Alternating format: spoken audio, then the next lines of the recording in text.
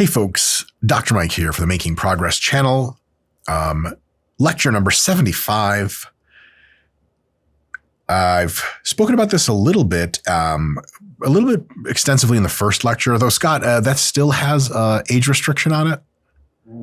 Maybe? Sure it does. Yeah.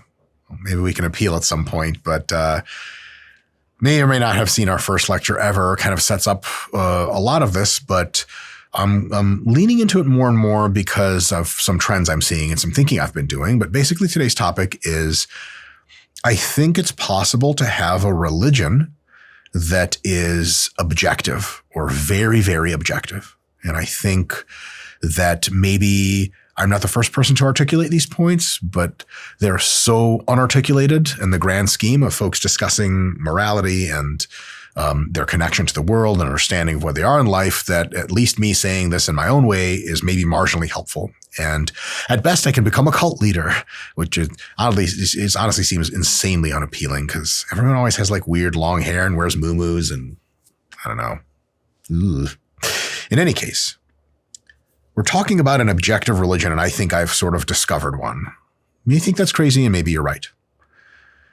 But let's set up the discussion. So we have religions of ancestry. There are many of them. Some of the most popular ones are Judaism, Christianity, Islam, and Buddhism, and so on and so forth. And these religions tend to be a little bit out of touch in the modern realm in some cases. And many people are finding the appeal of what's called universal culture. That's my preferred term for this that I picked up somewhere on the internet from one of the smart people like lesswrong.com or Tyler Cohen, one of those folks. Gwern, one of those super smart, all around people. And the universal culture is like McDonald's, shopping malls, television, TikTok, fashion. It used to be called Western culture, but that's not true because like K-pop's not Western, but it's spreading around the world. Universal culture because it's food, fun, dancing, and hedonism. And it's so compelling that a lot of people are losing touch with their ancestral religions that don't let them indulge into that sort of thing. And so what we've seen for generations is a mass exodus from religion and, no surprise, a concomitant loss of meaning in many people, especially young people. Religion is losing its grip on the newer generations, and that's resulting in the good thing of like not as many of them are like insane fanatical fundamentalists that are trying to blow up the world, but the bad thing is that a lot of them are left with not a whole lot of purpose to their lives and maybe some missing pieces. And there have been a few kind of bubblings up of potential replacements for the traditional religions. I'm going to talk about three of them, and I'm going to say those three are fine. They have some downsides. I'm going to propose my own. That's right. It's called Israetelism. I'm working on a name. Just kidding. Please do not call it Israetelism for the love of God. I know a lot of you contrarians in the comments are going to do exactly that. So you already called it out. Now you're not contrarian. First option that's bubbled up for replacing the religions is actually just even more intense religion or coming back to religion. A return to hardcore Christianity, Judaism, Islam, so on and so forth. And a lot of this has been sort of the doubling down on kind of old school values and practices. For example, women staying at home more, trad wife or whatever the hashtag trad wife, traditional kind of a wife that stays at home, more sexual abstinence. A lot of young, very attractive girls who've kind of gone through the TikTok OnlyFans milling machine and come out the other side with their sanity intact or like, no more, I'm a born again virgin, all this other stuff, which is dope. And there are definitely upsides of the approach of kind of return to the religions of antiquity. It does give a lot of people who feel completely unmoored from any kind of purpose or community deep meaning and connection, which is a big deal. That's why they're doing it. That's why they're coming back, sometimes in droves. But there are problems with this approach. One problem is that major religions don't always get along well with each other. Another more accurate way to state that is they almost always fight each other. When you're saying you're the one true faith and there's at least 2 or 3 other megalith faiths that also say they're the one true faith, they tend to fight a lot, and that's not great. And another big problem is that a lot of the edicts they have in their core books are like kind of outdated to some extent. If you examine the way many fundamentalist sects of Islam treat women, it just doesn't line up with like what we know women as biological humans want. It doesn't cause a good time for them. They don't really like it. And so it's kind of a tough sell in the modern context. Going back to traditional Judaism means you just like no longer expose your elbows or knees to the public and all this other stuff. And just a lot of stuff that just kind of like had its time and most people are just not interested anymore. So it's a tough sell. And I would say another problem, and this is the main problem for me as a person who is almost certainly never coming back to traditional religion, is that if you're scientifically literate and you're a skeptical person, traditional religions are kind of a non-starter for you because they require you to have faith, which a friend of mine has once defined, I think accurately, as belief without reason.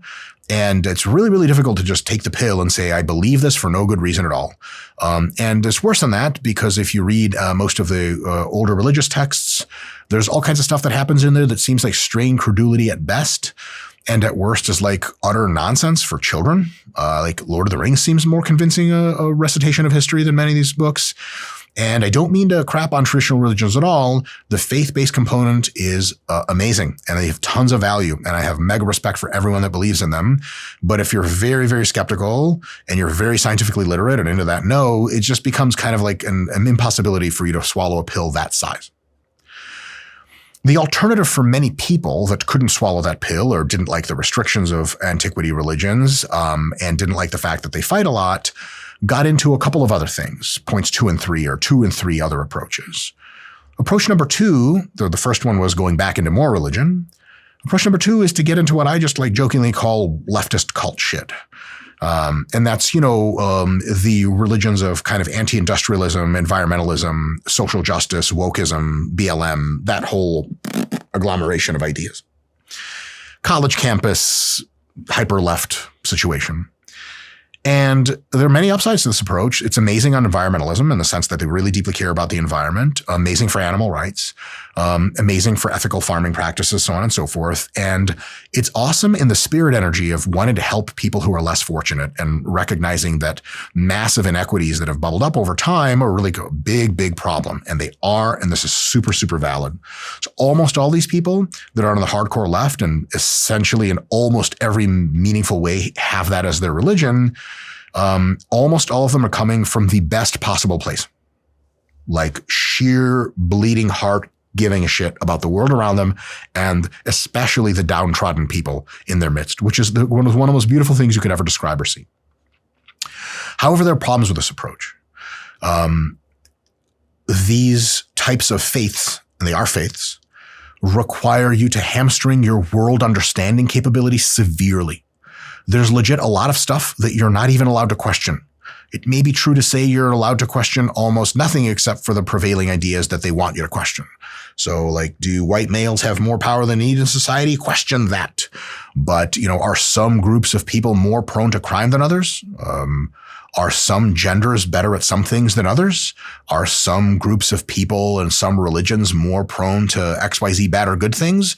Is like anathema. You can't even start these conversations because you're Hitler right off the bat. And for people that are skeptical worldview and rationalists and scientifically literate, there's only so much hardcore leftism you can take until you're like, we're just make-believing all of this. And a lot of this is just false straight up and contradictory to the truth. They tell you to shut up. They tell you you're a racist. And then you're out and you're like, oh, do I go back to Christianity or what the hell is going on? You're just not welcome there. And very unfortunately, most of these hardcore leftist approaches are actually backwards on helping real people. Like a lot of the ways the political left understands wealth generation and wealth distribution is to recode our laws and practices in such a way that kick wealth generation right in the dick. And so like if you want to make nations that are capable of producing lots of value dependably poor, you make them socialist/communist. And then they just get really poor or they get wealthier, but at a much slower rate than they are capable of by a factor of 10. And so because wealth is the thing that helps poor people, by definition, and you have to have wealth to take from rich people, even if that's how you help the poor, then you kind of want the rich to be as rich as possible so you can kind of take more from them. But that doesn't add up to hardcore leftists. And we're left with like, okay, their intentions are good, but the results of hardcore leftism is just like mega overregulation, mega crushing innovation, mega reductions in wealth accretion, and just all kinds of really bad stuff. So that's just like something that history has more or less resolved as a thing that's true. And it works in gradations as well. well. Most extreme leftist regimes are Cuba and North Korea. Venezuela, they're in destitute poverty. Less extreme, Vietnam, China are like working at half the operating capacity they could if they were more liberated. And then, places like much of Southern Europe are like more left-leaning than places like Northern Europe and the United States and New Zealand, Australia, and they like just underperform compared to the United States, New Zealand, Australia, Northern Europe. So it works the whole graded spectrum. And so that's not great. That's not great because we want progress, but these folks also call themselves progressive, but like a lot of their policies as predicted and tested and vetted by economic theory and empirical practice actually are regressive. So bad deal. Next is the kind of a third way. And that's what I've termed, just for the purposes of this discussion, what I would call a libertine self-direction. It's kind of a combination of it's all on you to make your own meaning. Because here's the thing, traditional religions give you deep meaning if you accept the texts. Modern hyper-leftist approaches to the world give you real deep meaning. I mean, social justice caricatures your entire position in the world, and it's got a whole chart of where you belong and how you're supposed to give to the less fortunate. If you buy all that stuff, and you're good to go. But the libertine approach is like you make your own meaning. Meaning it is what it is, which is cool, but also leaves you with kind of no meaning unless you pretend your own meaning into existence or somehow devise it. It's a combination of that and hedonism, like do fun shit because you only live once, so on and so forth. Like life is about the living and let's have fun now and don't worry about the future or deep meaning. Like life is about your friends and those you love and good meals and good laughs and travel and shit like that, which is dope. And it has upsides, right? But it has downsides. So the upsides is that the libertine approach doesn't presuppose to know anything or make belief like magical men in the sky or inverse laws of economics into existence.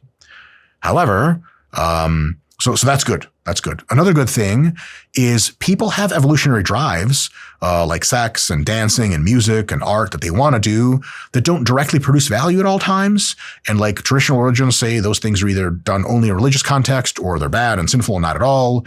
The hardcore left, God knows what they think about this. Kind of depends on who you are and what kind of dancing, music, and sex you're doing, unless you're of a certain kind of group, and then you can do all of it. But if you're of a certain kind of group, it's appropriation. Who the hell knows? They're really confused about this. But at least the libertine approach says, look, like even if you're super pro-creation and pro-hard work and all this other stuff, if you just try to stop doing all of these fun things because you have the internal evolutionary drives, it'll make you miserable or insane or radically less productive. So at least we have to have an avenue to express them, which is super, super dope. So there's a lot to say for enjoying life in the now, 100%. But the problems with this libertine approach is that it doesn't give people involved in it anything really community connected or anything deep, grand, beyond themselves meaning connected to rest their foundation on.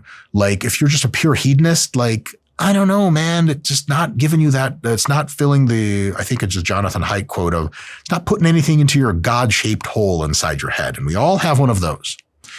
So it's unfulfilling.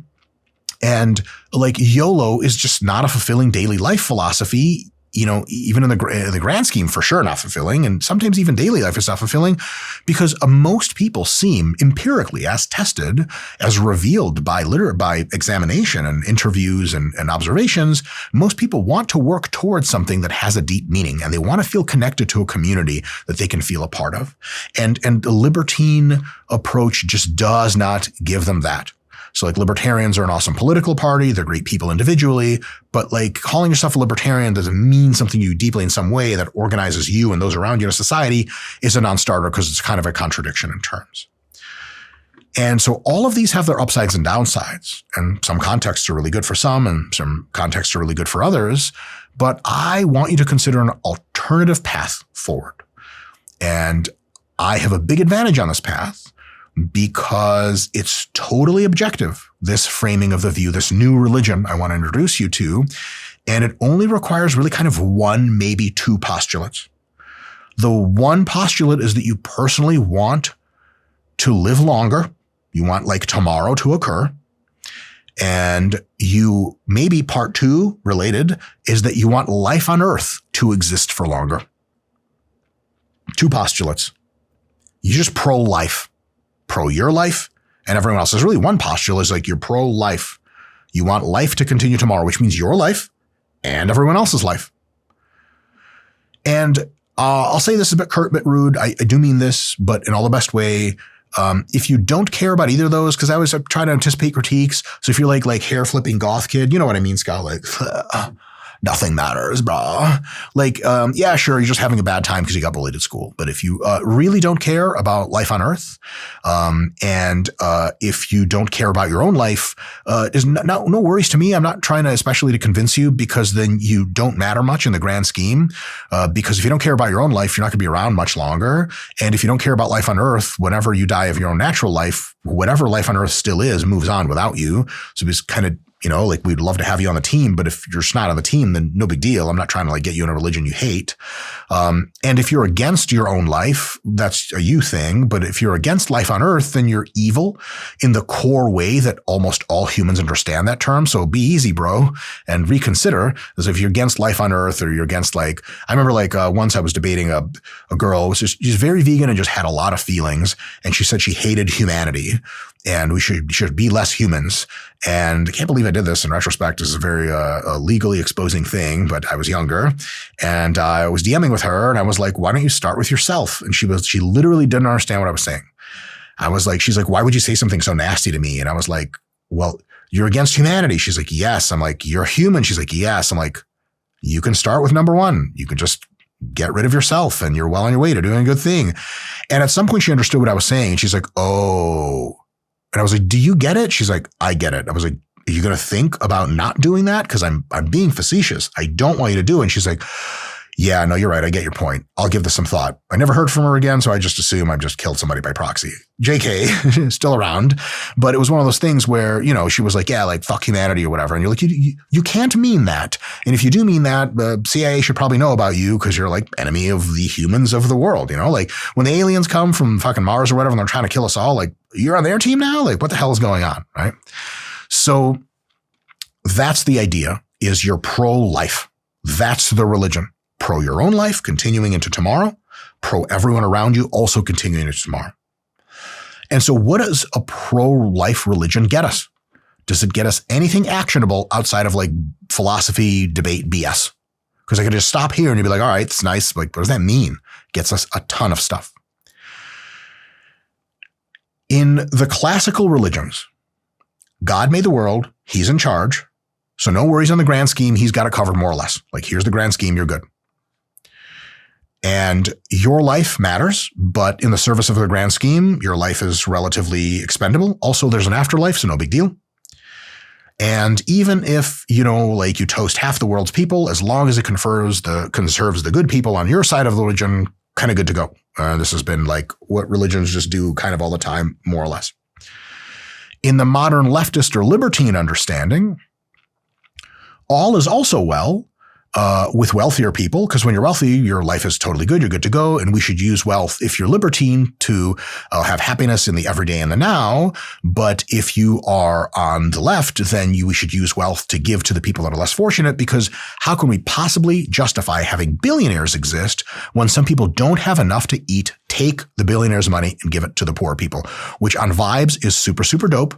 But overall, once we give everyone the money and the society's all equal, then we're good to go. Like problem solved. Like maybe like communist China or some kind of, in some ideal world, some version of communist China would be like, hey, like mission accomplished. Like now we just like, at the end of all these, like tail end of the implications of all the leftist philosophy, it's like, oh, so once people are equal, what do we do? It's like, we'll live in like a utopia. Like, okay, what does it look like? Well, people make music and they make art and they have access to resources and they just kind of like continue. Like dope.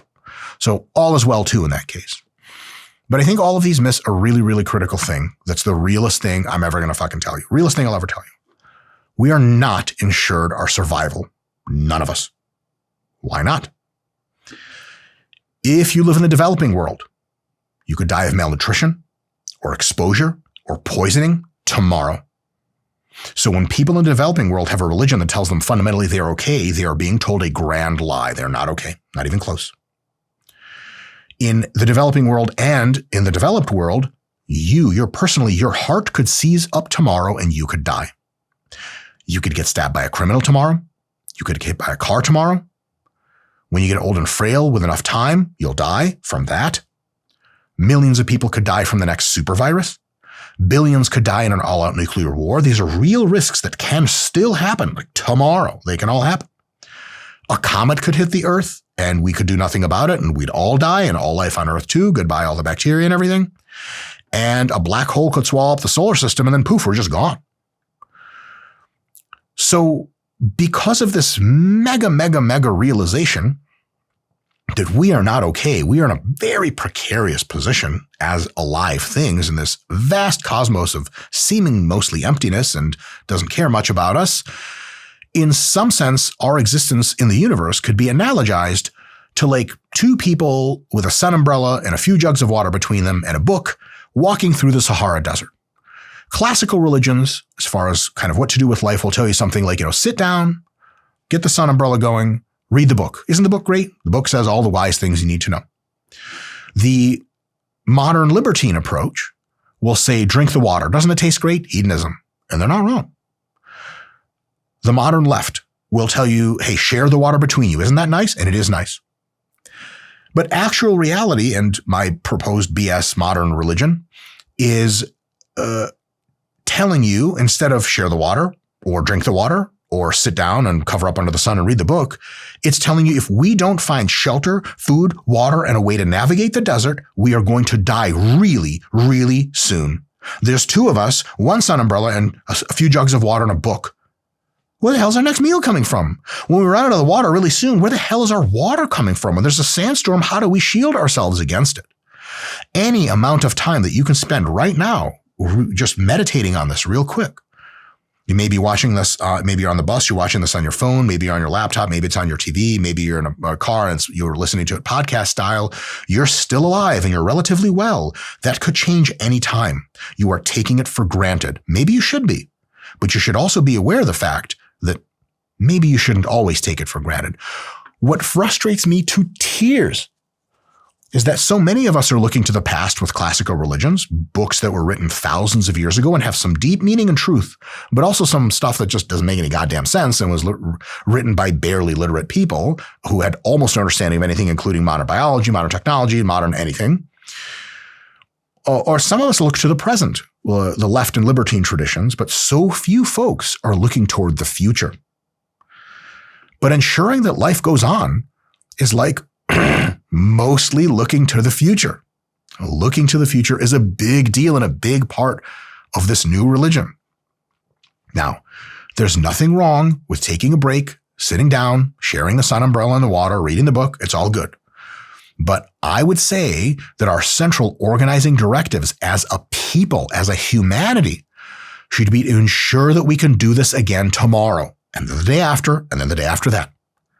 Otherwise, we might not be around tomorrow, which is universally not the thing we want. It is the opposite of the thing we want. Because the religions of antiquity don't prepare us very well for tomorrow, or at least optimally, not ideal. Because extreme leftism degrades our capacity for wealth and functioning, also not ideal. And because the libertine tradition, while dope in your free time, doesn't really build anything for the future, and it's just all YOLO, also does not prepare you for tomorrow.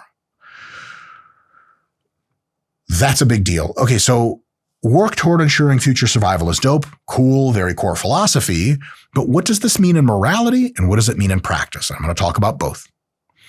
A couple of things that are good and things that are bad morality, so I can really let you kind of dig in and understand what I'm trying to say here about how this quote-unquote religion would work or would look. So for the morality view, say life is good, death is bad. Just straight up. So like Hamas, for example, is a death cult. Bad. The Nazis thought it was a good idea to kill tons of people. Bad. Communists, bad. Bad. We'll get to more bad things. But just from life is good, death is bad, we could already get really, really far. Now here's the thing, if you believe in life after death, you think death is totally fine, potentially. And you're delusional and wrong. Maybe you're not wrong, but we can't really verify that, so I'm going to go ahead and bet on life. An ability to continue living, or what I call robustness, your survival capability, is good. Being stronger, being healthier, being smarter, being more capable economically, being able to share and cooperate, those are good things. And an inability to continue living, aka frailty, is bad. There's this weird term and it comes from a good intention, but it just instantly goes right down the drain from the leftist philosophies of ableism. Scott, have you ever heard about ableism before? Not really. No. Ableism is the idea that you consider people who are like able to see versus blind people, able to hear versus deaf people, able to ambulate versus people in wheelchairs, like better than those other people. Now, as a deep valuing of humans in their fucking souls, of course we don't think people who are blind are somehow worse in some fundamental way. But the gee whiz, blindness is worse than being able to fucking see, fellas. I'm an ableist. Full stop. Call me that shit. Ability is better. And the people who are in wheelchairs or who can't hear, they need our help getting out of wheelchairs and being able to hear as much as humanly possible. So ability is good. Inability is not good. Here's another one. Resources are good. A paucity of resources are bad. Seems straightforward. Everyone agrees. Cool. The ability to increase resource access, aka wealth, is good, and the inability to increase resource access, low wealth, is bad. So if you're looking at like the European countries, a lot of the hardcore leftist philosophers there have a policy they want to put in called the degrowth or no growth policy. No more economic growth. But economic growth causes almost all the good things of the world and improves our ability to survive tough things. Like the reason we have COVID vaccines that save 20 million people around the world is from the extreme wealth of biotech, pharma, and information technologies. Tons of billionaires in that motherfucker. They save 20 billion people. That's good. We want as much wealth as humanly possible because it's a good thing. Here's another moral implication, ethical implication, frame of life implication. Planning and building for the future is good. Failing to plan and build for the future is not good. That doesn't mean all you need to do is plan and build for the future. There's absolutely some time for here and the now. But if you just don't plan for the future at all and YOLO, it's not just another way of living your life. Because there's people in some communities and some cultures that are like, they just don't do future planning. And the thing is like, they only exist because other people are nice enough to plan for them and build for them and then give them money. So they should not be looked up to. And maybe if you want to communicate with them candidly, you could say, look, like, you don't really need to start thinking about tomorrow. Like this is something we teach teenagers and children and young adults. And for some reason, when we compare various ways of living in cultures on Earth, we just kind of forget that is the case. Another one, sentient beings like us, humans, working to help each other to survive into tomorrow and beyond is a good. And the not alive universe around us that could care less if we live or die being handed the reins, like we're just not doing anything about a bunch of shit, is bad. And it's bad via either the inaction on our parts or bad priorities or thinking God will take care of us in the afterlife. Like I literally know people that are like, I'm not worried about pollution because like I'm only being around for a few more years and then I'm in heaven. Like dope. What if heaven's getting polluted? I'm kidding. I never said that. That was kind of funny though. Like, oh shit. Like all the shit you've been throwing away is going straight to heaven. This is a big deal. Survival is a big deal. And we really need to wake up to this idea. And the moral overarching idea that like, holy shit, none of this is guaranteed. Let's unite and get to work on improving our survivability is good. And remember, our survivability is the highest it's ever been. We have a global, interconnected, technological, hyper-powerful culture. 1,000 years ago, we had like medieval bullshit. If there was a comet headed to us 1,000 years ago, we would have just straight died and nothing about it. We would have prayed a lot. We should have done, as usual, nothing. But now we can do something about it, but we still can't do anything about a black hole. Hyper mega viral disease can do much about that today. There are real big serious problems in the world that we can do things about. And we need to realize that not all is well, but we can make things better because we have been. But the very things that have made us better, accumulating more wealth, accumulating more information, becoming more social and cooperative with one another, and so on and so forth, stuff we'll get to in just a little bit, these are the good things. And the moral overarching ideas of YOLO, or all is written and taken care of already, are bad. Not bad in some feeling sense, but bad in the opportunity cost sense. Let me give you a quick stupid analogy, as I'm known to do, about this. Imagine there's a girl sitting outside of a mega steel bunker, and she is painting a beautiful picture, but there's a T-Rex dinosaur running at her, about to eat her. You grab her and run into the bunker, saving her from the T-Rex. Does that mean that picture painting is bad? Does that mean all of us need to work for the machine and build the anti-comet gun right now? No more art, no more music, no more anything fun. Everyone builds the anti-comet destruction machine so we can live, and then we live just to build a machine, and then we live another day to just do that. No. But it means that focusing at something at the expense of imminent death risk is not good. And to some extent or another, we're kind of often at imminent death risk. And if it's not imminent, we can chill a little bit and rest up, but then we need to get back to work on doing the things that make our society more capable of survival into the future, and ourselves more capable of survival in the future as individuals. So it doesn't mean no free time or art, start building the Dyson sphere, or else it means let's build the Dyson sphere or the anti-comet gun or whatever we have, or let's build mega wealth and mega AI and mega tech and mega capitalism to super boost our society. And when we're tired between bouts of work, we can recreate and relax and socialize damn near any way that we choose. And then when we're not tired anymore, we get back to Dyson sphere construction or making our world a better place when we're ready. And if over time we can find more and more fulfillment from the work we do to help our survival, we're actually aligning what we do to what we should be doing, what we want to what we need. And that's, I would say right now we're living through a time that is kind of like very misaligned for us.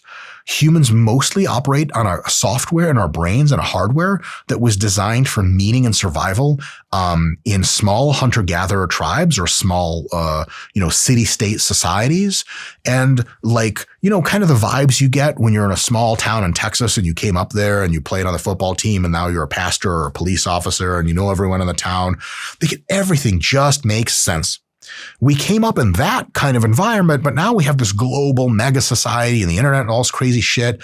And we're kind of like, what the hell is even going on? Like, we weren't designed for this. But if we can over time slowly shift our priorities towards accreting wealth, learning more and more about the world, and buffering out our ability to continue to live the good life for longer and prevent disasters from happening, then we really are doing the very thing we're supposed to be doing, which is really, really, really good. Now, what does this mean in practice? I have a few suggestions. These are kind of open-ended, just sort of ideas for thought. A couple of things that I think we could be doing that are good. I think we need to promote the freedom to move, think, and act in diverse ways so that we can explore the world around us and generate and exchange ideas to help ourselves. So long as one person's actions don't directly harm another or harm their freedom to do their own actions, freedom of action is typically a great thing. Philosophically, it checks all the feelings vibes of like freedom is dope, like let all the trans people be whatever colored hair they want. But functionally, it really, really, really fucks because empirically, freedom promoting, freedom loving, freedom protecting societies just outcompete all the other ones. Totalitarianism just sucks. It is massively frail compared to free minds and free markets. I mean, North Korea is always starving and they get food subsidies from other countries. They would have literally almost all starved to death by now and collapsed. Almost all totalitarian regimes that constrict freedom a lot, freedom of thought, freedom of movement, freedom of expression, they just suck more. Just in any way you can conceive of it, they just suck. And in the most important way, which is they're just not as good at survival. Who do you want to make the anti-comet gun? North Korea or Elon Musk in the United States? It's not really up for debate. We're just better at everything. We're at North Korea or South Korea. Well, South Korea has almost the world's 3 of the world's top 10 most high-tech companies. And North Korea has 8 of the world's top 10 biggest humanitarian disasters at any one time. No contest. So on a purely vibes-wise, it's dope that freedom is sweet. And I love that, right? But if it turned out that nasty, raw totalitarianism was the best way to survive, I would begrudgingly have to accept this is the way to do it because survival trumps everything. But it turns out survival is optimized with a huge measure of freedom, and totalitarianism is really, really bad. This is a really, really good thing, but it's a thing that we're not, in many places of the world, remotely halfway to getting. Another thing we need to be doing is we need to promote the generation of massive amounts of wealth, which is almost the same thing as technology. Wealth and technology are almost the same thing. So that we can have the shield and the sword to fight the forces of anti-life in the universe. That black hole comes, the new megavirus comes, climate change or whatever the hell we're dealing with, we can defeat it with enough wealth and with enough tech, straight up. We need to be working on these things all the time. All the time. Big deal. Another thing, we need to promote the reduction of all disease states, aging, malnutrition, so on and so forth, because they're literally killing people. And people are alive, and being alive is good. And so we want to reduce that stuff.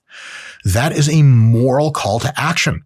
When people say like, yeah, man, I don't really know like what I'm going to do with my life and I kind of don't have any deep meaning. Do you know how many people are sick and dying and starving in this world? But get that ass to medical school, get that ass to public health school, get that ass to agriculture school and get to doing some genetic engineering or some shit, because a lot of people need help right now.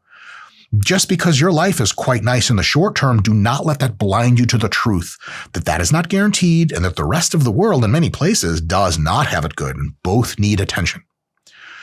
We need to promote the reduction of all freedom reduction crimes like violence, theft, property crime, etc.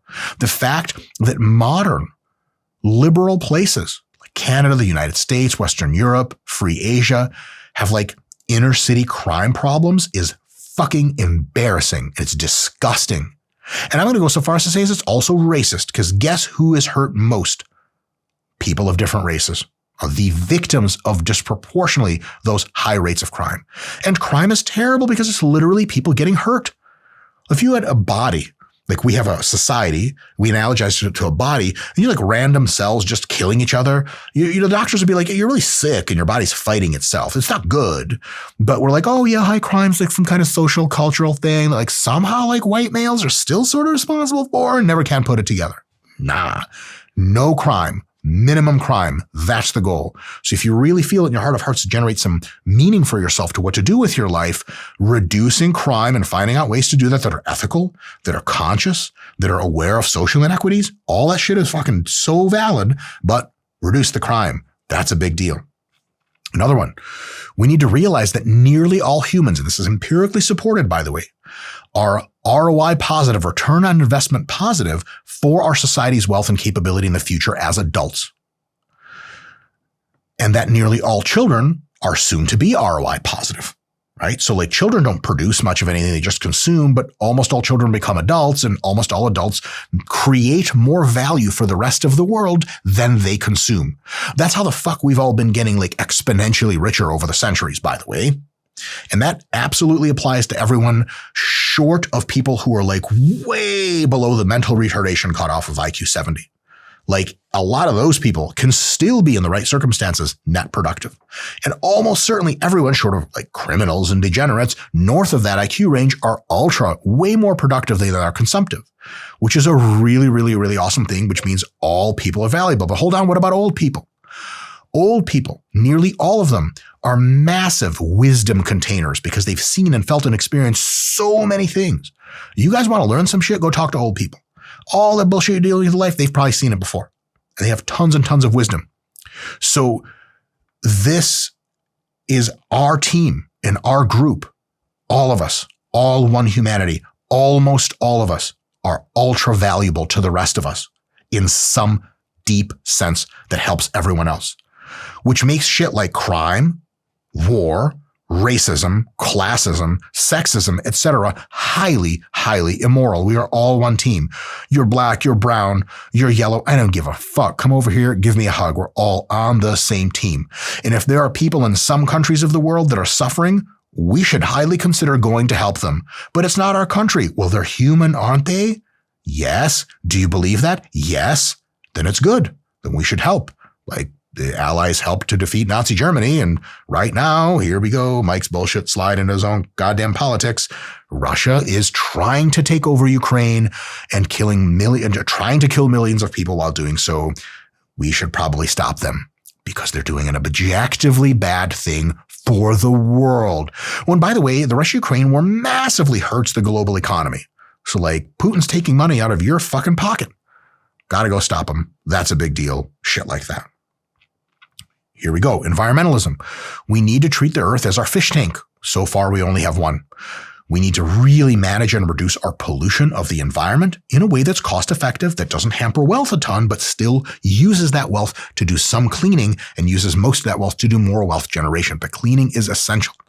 because all animals and plants are complex and alive. So you could even say that like they're much more on our team than not versus like the empty vacuum of space or the hurtling comet towards us. And we probably need to make sure that they're not going extinct in these ways, because even if humanity goes extinct, if we manage to not kill all the other animals along with us, eventually through the evolution of complex systems, they're going to evolve into sentient beings, and then we'll get another shot at civilization and society and spreading into the galaxy. But if we let all the animals die because we're careless pieces of shit and we just let sludge pile into the oceans, because just like how like a junior high student like operates his room without mom yelling at him. No long-term concern. So environmentalism is a really, really, really big deal. In addition, I think we need to promote the increase of intelligence and knowledge and understanding through the whole system, because intelligence allows you to understand, detect, and counteract anti-life forces more than any other faculty, including wealth. Because wealth generation without intelligence is, I would say, impossible. How do you generate more wealth in the sense of technologies and substrates that allow us to survive into the future without intelligence? I don't think it's possible, because intelligence is what's required to do the organizing to generate the wealth. So getting everyone up to huge literacy standards, educating everyone in the world to as much education as is worth their time, and making sure that we dispel myths and all this other stuff and all stay skeptical is a really, really, really important thing. There are numerous other practical implications, of course, but I thought these were a good sampling for some of the core ones, so I just kind of wanted to feed you some without this video becoming like 3 hours long. Let's go back to the survival points from earlier and talk about how to counter them, these problems for survival, with potential solutions to kind of bring our practical action into really like specific examples. So earlier I said in the developing world, you could die of malnutrition or exposure or poisoning tomorrow. Okay, we should probably be thinking about uplifting the developing world, not in a way that just gives it money and goes, okay, now you have money, and they just piss it away and they're like, okay, they don't have money anymore, like a lot of the modern welfare system in the United States, but in a way that like helps them re-architect their systems, their governance, their traffic control systems, their environmental control systems, their wealth production systems, their economies, and allows them to uplift themselves and explode into these flowers of mega wealth. We've done this all across the world. We did it to South Korea, we did it to Taiwan, we did it to Singapore. There are a whole lot of the world left for us to do that. It's going to be one of the greatest things that ever happened. So I know I'm getting very passionate about this, but this is why I call it a religion. It is a very, very big deal in the now. You say, okay, your heart could seize up tomorrow and you could die. We need much more advanced medical health tech and knowledge so that people don't have to die. You know, there's a lot of stuff in the movies and respect for what it is, but like teaching you about how to deal with death. Like the matriarch of the family dies and the rest of the movie talks about like a handled death. And it's all good. It's all dope because death still happens. But like, what if we could like really like just save the matriarch from dying by detecting a heart virus and then like giving her a vaccine and she just doesn't have the heart virus anymore, some shit like that? Wouldn't that be better? And we can do this because we've already been doing this. And our understanding of biology and how to manipulate it is teeny, teeny, tiny compared to how much we could understand it. From theoretical foundations, it's crystal clear. We can prevent almost all, if not all, death. And that's a big deal. We should probably get on that. And we are on that, but we should get on that even more. So a lot of the other concerns that we have, like social inequity or whatever weird bullshit, we need to be like, yeah, dope. Let's stop people from dying from communicable diseases, and then we'll really be well on our way. Another one, you could get stabbed by a criminal tomorrow. Well, we need to reduce crime to near zero. That makes sense. Every single time a criminal hurts someone, it's a fucking tragedy of a religious caliber. You could get hit by a car tomorrow. Well, I think we need robotic cars that are 100 times safer than human-driven cars. Something like 50,000 people per year die in the United States every year from traffic fatalities.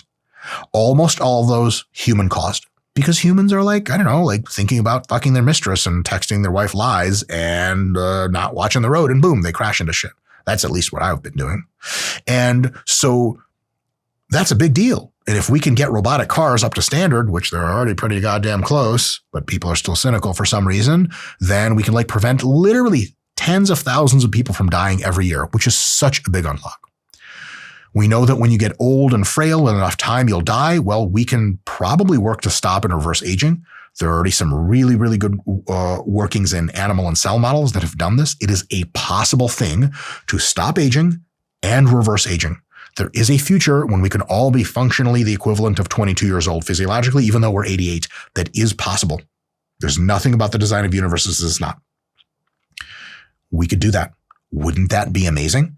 And a lot of people would say like, oh, but like, that's just like disturbing the natural course of life. Yeah, no shit. The natural course of life is to be frail and weak and die really often. Fuck all that. I ain't into that shit. Millions could die from the next super virus. We need to master biotech to prevent this. I mean, in the next 10 years, we can master biotech so much that viruses just don't bother us ever at all. I mean, they're dumb as rocks. They're super simple algorithmic machines. We can win that war. We've almost completely won the war against bacteria so far. And like people just don't die of cholera anymore in the modern world. Like we can do that with all global communicable viruses. That is a possibility. Billions could die in an all-out nuclear war. Well, we need to probably get to stopping all state-on-state war, which means what? It means when China threatens to invade Taiwan, the global community needs to get together and go, China, if you guys want to drop this Taiwan bullshit, let's make love, make peace, make commerce, all get rich, all visit each other. Everyone's fucking going to go to the moon. If you want to invade Taiwan, we will decapitate you. If you're associated with a communist party, you will fucking die and no one will ever remember you. We're going to put fucking guided bombs on your house. We're going to find you in your bunkers. No one's surviving. You're not going to make it, Xi Jinping. You're going to die a fucking embarrassed coward if you invade Taiwan. If that is made very clear, dictators technically are somewhat rational people, at least highly selfish. They may be like, oh, fuck, I'm just not allowed to go invading people. But back in the history of the world, invading people when state-to-state conflict was just some shit that was considered normal. It's not normal. It's bad. It's normal since it is normative. It's happened a lot, but it is a terrible thing. War is terrible. And so when people are like, oh, like Russia's invading Ukraine, like whatever, it's not our fight, something, Joe Biden, I never got the anti-Ukraine bullshit. That ain't it, man. That ain't it. We need to show Russia right now as NATO, as the nations of the world united, that like you can't just go invade people and we're going to crush you right now. Like we don't necessarily have to go decapitate Russia, but we could just push them the fuck out of Ukraine, throw up two middle fingers and be like, cross one more time. We're going to be hitting Moscow with guided bombs. Putin doesn't want to die. He's a selfish cunt. Of course he's not going to want to die. He's just going to shut up and sit there. And if he gets a revolt and it throws him over, great, fuck him. So like I'm really big on this. And also, though we need desperately nuclear weapons technology to continue to be preserved, and that's not going anywhere, so that we can make robust exoplanetary defenses for like comets and asteroids and shit, which by the way are still really dangerous to us as a humanity. And we need some nukes around for that. Like most of the nuclear stockpiles around the world can just be decommissioned, take all that plutonium and uranium, put it in nuclear reactors, have it generate energy, and it'll be great. We don't need thousands and thousands of nuclear bombs all pointed at each other for no damn reason at all. Like it's insane that it's happening at all. This is one of the major implications of this religion is like, we need war to come to an end because war is fucking terrible. A comet could hit the Earth. We could all die. Well, we need a robust exoatmospheric defense system. We don't have one. It just doesn't exist as far as I know. We can technically lob nukes into orbit. Can we get them out of orbit to hit a comet? I don't know. There's a lot of unsolved problems there. That's something that needs to be high priority. Maybe the folks at the CIA have taken care of that sort of. Maybe they haven't. It's something that I think should be discussed publicly at the very least because it kind of impacts all of us. Because if like some astronomers like, hey guys, there's actually a comet that's headed here in like 5 years, it'll be here and will destroy the Earth. I'm not trying to be like, well, let's go pray about it or like, well, you know, like let's talk about like social inequities from the 1970s. I'm trying to get Elon Musk to build us a rocket that knocks that thing the fuck out of the sky so we can all have the biggest fucking party of all time. How about that? That makes a lot of sense to me. And we're always on the fucking hook for shit like that. And of course, a black hole could swallow up the whole solar system and you can barely see it coming. So we have two potential solutions to this problem. One is we should probably try to spread life outside of the solar system and everywhere. Elon Musk trying to spread to Mars at least, which I think is a really good start, but all over the place, all over the galaxy.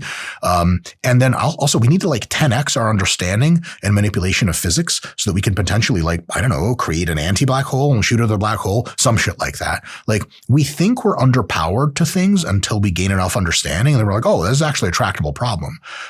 So maybe something like that could be in the works, but we just don't know enough. A lot of people are like, well, we've already kind of figured out all the stuff and all the knowledge and science is kind of complete. We just like do art and whatever, draw like romance paintings of each other. Like that's cool and all, but like, what if the next nasty shit comes over and you're powerless to stop it? What I'm saying is shit's coming and we need to be powerful to stop it. So to simplify the religion, And if you take this pill with me and hop on board, which is not required, I'm not trying to start a cult or some shit like that. Just think about it. I don't know. And someone asks you, like, what's this new religion you're into all about? A quick reply of, we're trying to work together to make the world of today and tomorrow a better and more capable place is not too bad a start. And this religion has serious benefits. It has systemic benefits. It has personal human benefits and deep meaning benefits in addition to that. So the systemic benefits are some of the following. A near elimination in the long run, years, decades. By the way, something very, very powerful on the human scale to be working towards.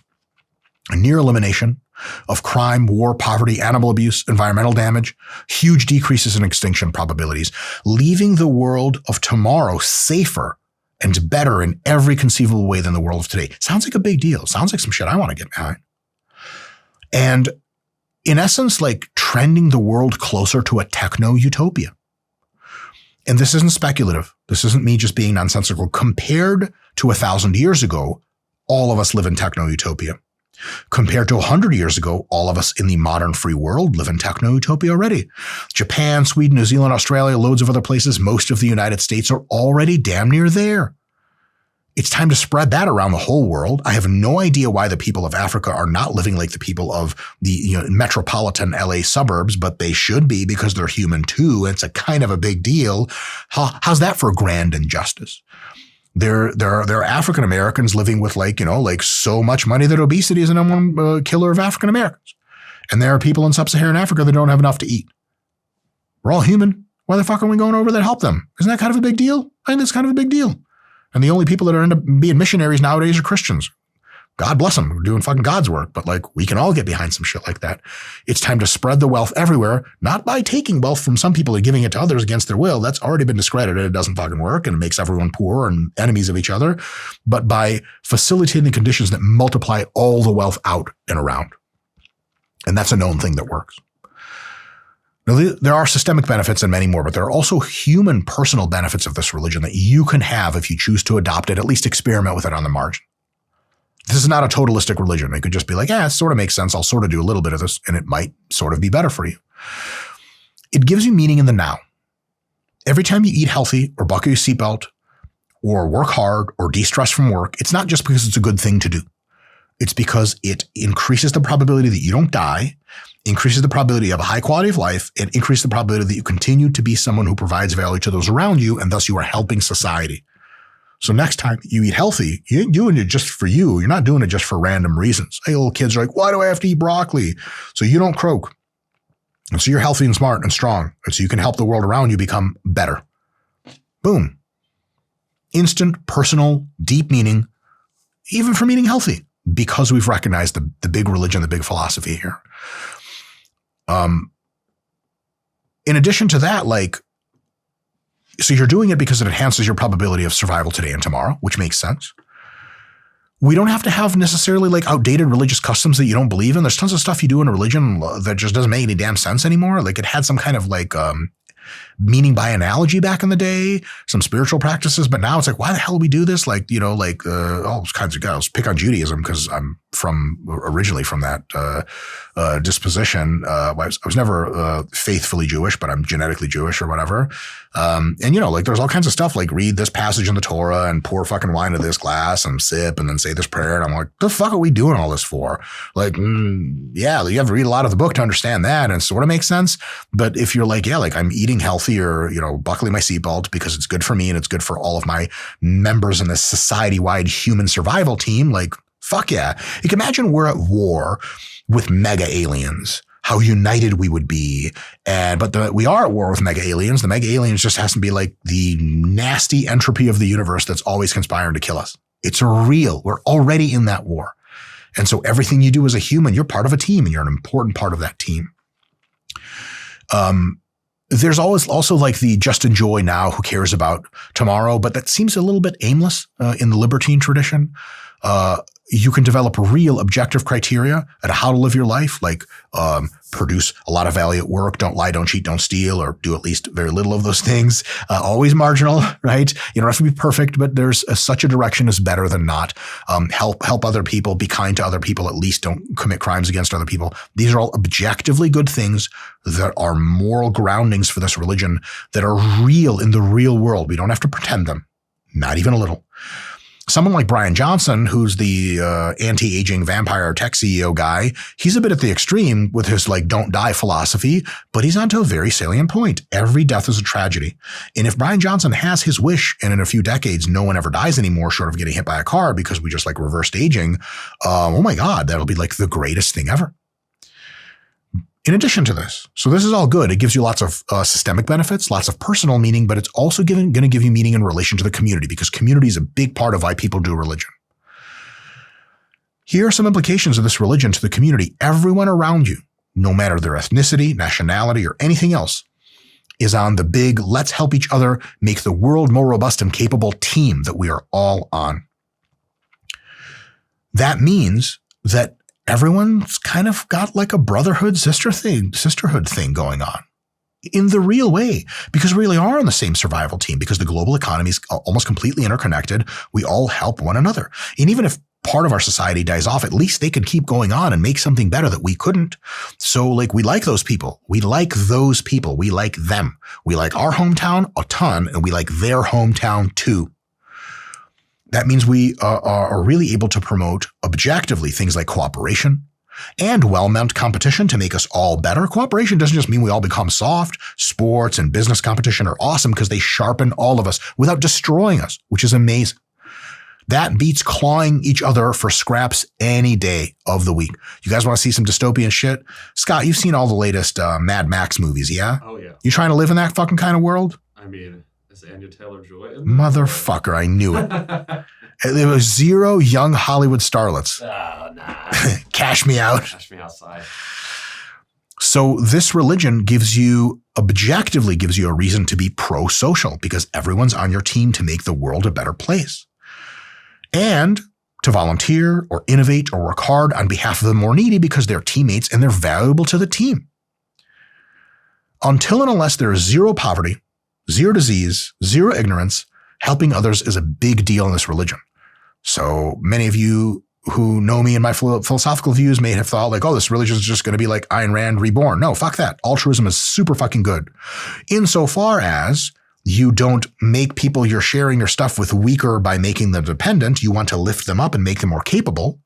And insofar as you also realize that making yourself more capable and producing tons of value is the number one thing, because if you're not capable, how the hell are you supposed to help anybody else? We don't help ourselves at the expense of ourselves. We help ourselves once we're real powerful, big, strong, wealthy. And then we go, how can we help everyone else around us rise up and become better members of our team? It's exactly the analogy is this. You are the star stud player on your football team and everyone else around you sucks. What do? Do you stop training yourself? No, you produce. Do you put points on the board? Keep training yourself for sure. You still got to be the best. You still have to be a billionaire, Mr. Elon Musk. But at the same time, you want to have a situation in which someone, maybe it's you, maybe it's not, that you support the idea that all the other members of your football team are getting trained up in strength and conditioning and tactics and strategy and getting well fed and getting tons of rest so that your whole football team around you becomes better. It's an everyone wins philosophy because that's how the real world works, straight up. Because if everyone on my football team is better, even though I'm still number one, we just win more games. Because you could be the number one player on your team and you lose games all the time. That's the analogy of kings in old time England and France. They had tons of wealth, but everyone around them was dirt fucking poor and they weren't doing a whole lot about that. They were just extracting their wealth. And what happens is what happens when the king gets a fucking infection in his foot? He dies just like everybody else. Now, if he had empowered everyone around him, they could have gotten to techno utopia faster. And then they would have been like, hey, look, we have antibiotics, so you don't have to die anymore. Rich people benefit from everyone else being rich around them a ton. It's not me versus you. And if you think it's me versus you, you just haven't thought the game theoretics through enough, which this religion has thought through for you. And we also get meaning in the grand kind of beyond your own time. In that sort of way. You're just one person on this massive planet-wide survival team. So you're an important contributor, but the project, which is the preservation and ensuring that life goes on, that you're a part of is bigger than you. So you can be super fulfilled in knowing that your contributions matter. And even if and when you croak early, which would suck, but sometimes happens, not only will you be remembered by our society that now forgets almost nothing with social media, you will have helped the whole thing move forward while you were around, kind of like pushing the last, something across the finish line and then croaking, like you did it. You had a hand in it. There is actually a grander purpose to your life, to produce value to those around you while you're around, so that those around you can all get better and increase the chances of the future being better even still. Much better, I think, than short-sighted YOLO hedonism, though there's time for that when you're chilling out. But when it's back to work, it's producing value to keep the whole thing improving. You're a cell in a giant body, and you want to do your goddamn best to make sure the body survives. And even if you're a skin cell that gets sloughed off, as you're sloughed off, you're like, you guys are doing it. Bye. You had a big part to play protecting the rest of that body while you were. Hedonism is not a thing that occurs a ton with cells in a body because you got to work for the whole, which is super meaningful and super deep. I think this kind of seeing society as a team and all of us working together to promote survival and betterment, I think it rivals, at least in my mind and my soul, it rivals the grand meaning generated by older religions, and with a big benefit. It's objective. It's actually literally true with no need for debate. And there's no need to infer the supernatural. It also doesn't compete with any other religions. If you want to be a Christian, Muslim, Buddhist, Jew, whatever, dope. You want our team, you're producing value, you're trying to kill everybody else. If you're on our team producing value and you can do whatever you want in your free time, your religion, live your life however you want, God bless you. But if you turn against the rest of the world, bad news. Hamas. In addition, this sort of philosophy and this understanding can let you become able to make sense of right and wrong in many scenarios in an objective way. Like, is war right or wrong? Is crime right or wrong? Do I lie to people to get mine, or do I tell the truth? Taking the perspective of this religion and functionally asking yourself questions of right or wrong, of, is this going to promote my life? Is this going to promote my life in the future? Is this going to allow me to help others around me promote their lives as well? And is this going to set up good things for our society in the future? Versus not, you can just make cost-benefit analyses of like, what do I do in this case? Is this thing I'm considering a good thing, or is this thing I'm considering a bad thing? Bullying. Is bullying a good thing or a bad thing? If you're trying to harden someone up, there are better ways to do it than bullying. It's called physical training and mental training. And you can, like, instead of bullying that little bitch ass nerdy kid in your class, take his ass to the gym and be like, we'll get you strong, big homie. You ready? You'll be like, yeah, fuck yeah, let's do it. But if you're bullying people as a matter of entertaining yourself and you're degrading their own value, then you're a fucking cunt and you need to be pushed hard. And you don't need to be bullied yourself, but someone bigger and strong needs to sit you the fuck down and tell you that's not how shit works. So we can answer a whole lot of questions of right and wrong just by going back to this perspective of like, what are we here to do? Because right and wrong, you can't really answer unless you understand, like, what's the goal? The goal is survival for me, you, and everyone into infinity. Once we know that, a lot of questions become either clear or potentially clarifiable with enough information gathered. And that's a lot better than, many of the other answers. Conventional religions will say we already know, and they're just pretending, to be completely honest. Or like libertines and leftist approach would be to say it depends or it just doesn't matter, which both are wrong. And maybe the biggest thing about this approach, this religion or whatever you want to call it, is that one of the big moral upsides to it and priorities is that you want to be able to expand your understanding of meaning itself and of the world as you and a society grow smarter over time, because understanding is the core of all value generation and thus survival enhancement. If we cannot understand the world around us, we are hopeless at surviving in it. And the more we understand the world around us and the world inside of us, the better we are prepared to survive in perpetuity. And so a big part of this religion is to seek to gain more of it, which means in this religion, there is nothing that you can blaspheme about. There is nothing that you're supposed to leave unsaid. All critical insight is infinitely welcome. Because only with pure 100% freedom of speech and exchange can we all look at the world in the real nasty, sometimes beautiful way that the world presents itself and make the best kind of decisions to make our survival probabilities higher. Because like saying knowledge is good for its own sake is not super convincing, I guess. But saying knowledge is good because it preserves life itself and makes your own life better, pretty goddamn convincing in my book. Folks, that's what I have for today. Do you guys want to hear more about these ideas, or am I losing my mind? Both can be true. You're like, Mike, you're losing your mind. I want to hear more. Should I do an episode eventually where like Scott and I troll through major questions and criticisms like, but you didn't consider this, or how would you respond to this? I love shit like that. Maybe I'll do like a top 10 criticisms episode. Maybe we could do like a special episode on that. Let me know. Let me know in the comments and I'll give that a peruse. And